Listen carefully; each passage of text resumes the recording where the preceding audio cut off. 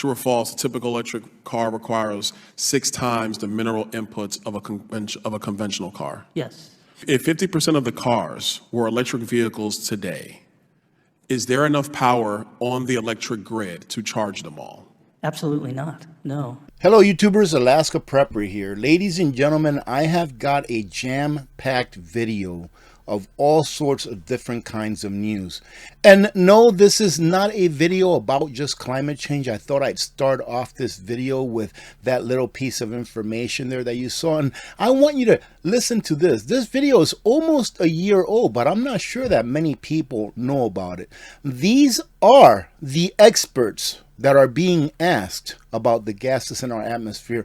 I'll let you decide for yourselves, ladies and gentlemen, after you watch this clip, whether these people care about you or not. You're going to see a lot of smug faces, kind of tick me off, because there's a few people here laughing, and you'll see what I mean. Take a look.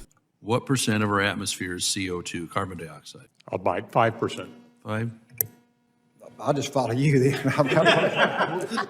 We'll go 7. That's my favorite number. I'll see their 5 and suggest that we know that transportation causes 49% of CO2, so that's why we're all working on energy transition. All right. So what number do you think it is? 5. 5? How about you? I didn't hear you, Mr. Dreher. 7. 7. Did you have one, Mr. Boyd? So we got a 5, 7, 8. I'm going to get the high end. All right.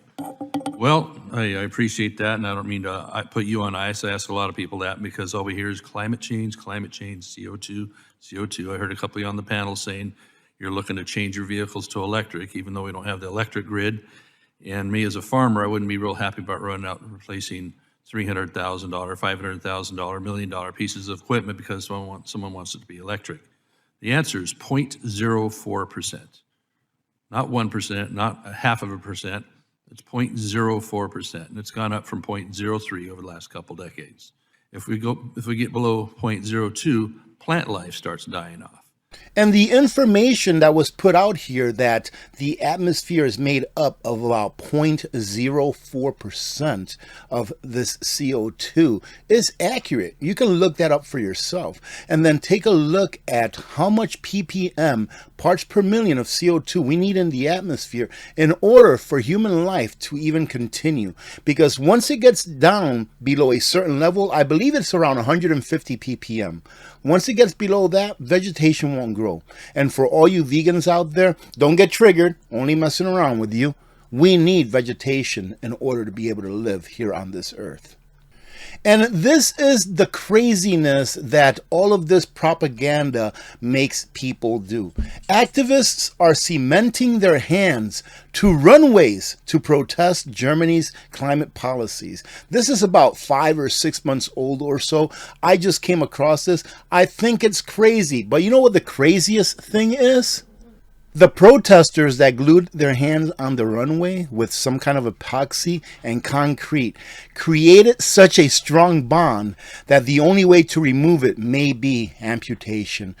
And if government has to interject itself into our lives, ladies and gentlemen, instead of it interjecting itself using pseudoscience, why doesn't it do something that will actually help its people? Tests reveal concerning levels of plastics found in General Mills products, and not only General Mills, but a lot of other, if not almost all foods. If it wants to do something, i.e. government, why doesn't it do something that will really count and will really matter? Consumer Reports says it found plastic chemicals in every food product it tested at very high levels, including products sold by General Mills. Pretty much every food product. Consumers should be very concerned, they say, but they shouldn't panic. When they tell you not to panic, that's probably when you should panic. This is how important it is, ladies and gentlemen, that we prep now and that we have the availability of getting those things that we need, either locally or by making it or growing it ourselves. And on the financial side of things, household debt in the United States tops $17.5 trillion And Americans are feeling the strain, they say. Americans have been feeling the strain for a very long time. And the household debt, just like our national debt, is going to continue to rise. Why, ladies and gentlemen? Because when inflation takes hold, it doesn't let go. Now, all of this debt that people are getting into, why is it? It's not because they're going out there and buying RVs and having a great time. Heck, a lot of people are buying RVs and or trucks and or new cars and foregoing a mortgage or a rent payment on an apartment because it's cheaper for them to live out of a car or out of some kind of automobile. So our debt publicly is going to continue to go up with the national debt, and it's also going to continue to go up privately because most Americans are tapped out, and that's just the sad truth. Let me take a few seconds, ladies and gentlemen, to thank the sponsor of this video, Genesis Gold Group. I'm not a financial advisor, but the folks at Genesis Gold Group specialize in helping those who want to diversify their excess wealth by converting their fiat currency retirement plans into a plan that is backed by real money. So if you're in a position where you are wondering what you can do in order to diversify or insulate your wealth against what I like to call the inferno of inflation, give Genesis Gold Group a call, and they can provide you with the information that you need in order to make an educated decision. And although some are lucky enough to be able to preserve their excess wealth in gold and silver, ladies and gentlemen, the average American household expenses are $6,000 a month or $73,000 a year. But the median annual household income is just about $1,500 more than what their expenses are. Now, I'm not sure if they're taking taxes out of that $74,500. That's the median household income, ladies and gentlemen, not median income. Excuse the little growling if you hear anything on the side. I've got my new puppy here, and she's asking for a little bit of attention. Here she is, ladies and gentlemen. Say hello to Miss, here, look at the camera, Lulu Adison Prepper. All right, this is Lulu. Right, and for those of you that don't know, my wife and my daughter got her for me as a present. Not too long ago, I lost my kitty cat that I've had for a few years. She just disappeared. We're thinking that a fox or some kind of predator took her from the yard. But this is my new little best buddy, Lulu, and she's still getting used to life in the Alaska Prepper household, but she's doing a really good job. All right, are you going to let me finish this video now? Okay. Anyways, ladies and gentlemen, as I was saying, how are people surviving? You know, I remember reporting not too long ago, maybe a month or two ago or so, that a study was done that showed that it is costing the average American family about an additional $11,000 a year to get the exact same goods and services than it was just 3.5 years ago. I'll have to learn my lesson. Next time that I bring Lulu to work with me, I'm going to have to bring her some toys to keep her occupied.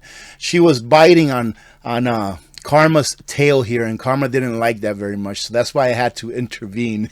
Now, I'm sure that you've been hearing a lot about this. Global economic war is coming, and the threat to the US dollar is real. Ladies and gentlemen, if you're still holding on to the notion that the US dollar will be here in its current form forever, I'm sorry to tell you, but you're wrong. I'm not an economist. I'm not a professional in this. I just try to use a little bit of common sense when it comes to the economy, when it comes to finances. But when you have a whole bunch of countries outside of the US that are no longer accepting and or using the dollar, then eventually the dollar's value is going to dwindle down to where it's only good enough for what we needed here internally. Banks in Iraq have said, we're not doing any more business with US dollars. And let me tell you why, because I don't think that this is very highly reported in the mainstream media. Pretty much simply put is that the US, even though, didn't the US liberate Iraq like 2 decades ago, and now Iraq doesn't want to do business with the US? Why is that, ladies and gentlemen? It's because, I'll tell you right now, I know I'm going on a side rant here, but let me tell you something that makes sense, to me at least. If you go out and you earn a living, do you want someone else telling you how to spend your money? Absolutely not. Right? That's what Iraq has going on. They sell their oil, they get US dollars for their oil, and the US holds those dollars for Iraq, and they tell Iraq what they can spend their money on. Would you want to do business with someone that is holding your dollars captive and only allowing you to spend it on what they want you to spend it on, especially when it is you and your countrymen that have earned it? Probably not. And this is what many countries around the world are realizing, that the U.S. has been using and is still using the dollar as a weapon. And they're saying no more.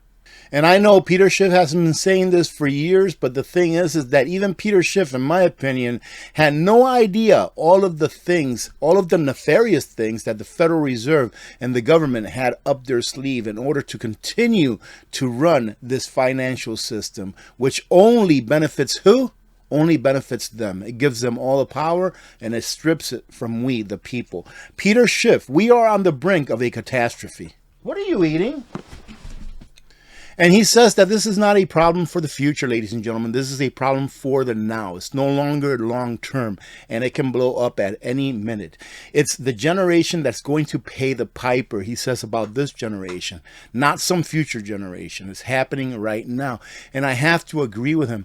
I was watching Jeremiah Bebe here, I don't know, yesterday I think, or the day before, and he had a video that said that people think or are asking, when is this crisis coming? And he says, we're living through the crisis. And we are, ladies and gentlemen, we are living through the crisis. The thing is that the powers that be have perfected their system of the frog in boiling water and bread and circus. Who won the Super Bowl? I don't care. But what I care about are all of the small laws that have been put in place in order to strip us from our wealth and our sovereignty. Take a look at the 300,000 plus laws that are on the book, federal, state, local, that have pretty much made the United States into an open prison. Disagree with me all you want, but try to do something without asking permission or having to pay to do it. And look at this. I think we talked about this earlier. Gen Zers give up on tiny homes as car living takes off. More and more people are living in their cars, ladies and gentlemen. Why? Not because it's the new trend, not because it's cool, but because they have no other choice. They can't even afford a tiny home because things are so expensive. But everything is good. Don't worry about it. Everything will pick up. The stock market will continue to go up and you'll be rich once again. The problem is that they are running out of other people's money. They have stolen so much from humanity, and in our case, the American people, that the people have had enough and they're pretty much quitting society. Who are they going to collect taxes from when all of the rich people are gone? Because they went off to greener pastures because they're tired of being maltreated by this system that they've helped to create that has been pretty much the best system in all of humanity. Capitalism, ladies and gentlemen, and don't get triggered, but just go do your own research. Capitalism has brought more people out from poverty than any other system in all of humanity. It is freedom. It is what allows you to interact with someone else freely. It is what allows a person to make something that helps humanity and also become wealthy. That is a two-banger right there. Not only do you help humanity because you're producing something that humanity really loves and they're more than freely giving you their money for that something, but at the same time, you create wealth that you can pass on to your lineage or do whatever you want with. And to finish it off, before we go on to that 3-minute clip that I was talking about earlier of where it is that things are going to end up if the powers that be get their way, just check this out. This is hypocrisy in motion. We started it with climate change. We might as well end my narration at least with a little bit of climate change as well. Because Germany is now replacing nuclear with gas plants or natural gas plants at a cost of, I believe, is $16 billion per, I believe. But why is it that they're switching over to natural gas? Ladies and gentlemen, nuclear, not only in my opinion, but in the opinion of many experts, is pretty much the closest thing to net zero that there is. So why are they replacing it? Why? Because we need fossil fuels, i.e., we need natural gas. We need oil. We need energy that comes out of the ground in order so that it can feed us. Why? Because we are energy. So for all of these years, they've been stripping humanity all their wealth, all of the money they possibly could to work on this green stuff. And in the end, they're going to go back to what they started with. Why? Because it is what works. But if you're one of those green people out there, keep gluing your hands to runways. I'm sure that's going to fix everything. Now, let me go ahead and sign off, but I do hope that you stay through the end of this video, because what this young lady has to say is very important, and it's where I see us going. Have a great day. God bless every one of you. Thank you very much to everyone that has subscribed within the past few days. I truly do appreciate you becoming one of our community members. We will have a live stream this Friday, I think, unless something crazy comes up, and we have one every Friday. So hope to see you there. It's a lot of fun. God bless every one of you. God bless America. I'm Alaska Prepper. I'm out. So most of they've been talking about cyber attack on the energy grids and all this stuff in the media for a while, and cybersecurity companies, many of which are tied to intelligence, have been talking about that for a while too. They have a plan for what happens if there is a cyber attack on the financial system and how all the big banks are going to respond with the government, because this is basically the biggest banks in the world. Economic collapse is basically an inevitability at this point, like a mathematical inevitability. The question is just like when it's going to collapse. And so obviously the people in power know that, and they want to manage that collapse to, herd people into CBDCs. At least we can see that whole picture now. Yeah. Maybe a couple of years ago that wasn't so obvious, but now it's pretty obvious. Right. So they want to manage the collapse in such a way where they can do that, right? So part of this is, how are they going to bring it all down but absolve themselves of blame? They don't want to repeat 2008, where there was Occupy Wall Street and civil unrest against the banks. They want to have another boogeyman. What has to happen is that we have to decentralize, right? And at the local level, we have to start building parallel structures to the stuff going on. I mean, I'm sure you guys, you talk about this, CBDCs. Mm-hmm. Once that comes out, I mean, it's like game on. Like, you join that system, you are signing away, your freedom for good, pretty much. So something has to happen before then, or people have to prepare before then, and have some sort of parallel structure in place.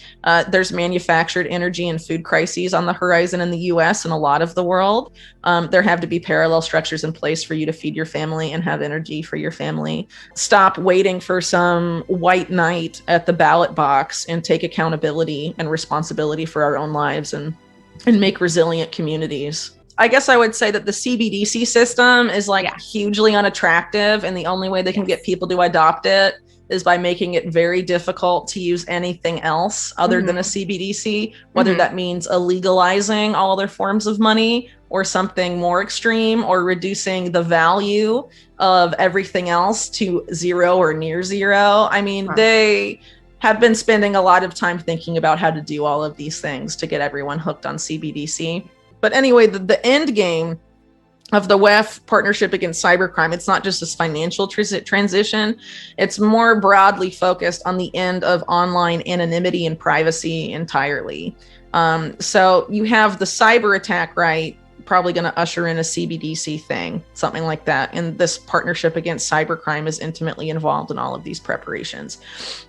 But another thing that these people want is to have what was dreamt up under the Obama administration. It never was put into practice, but it was called a driver's license for the internet, is what they referred to it.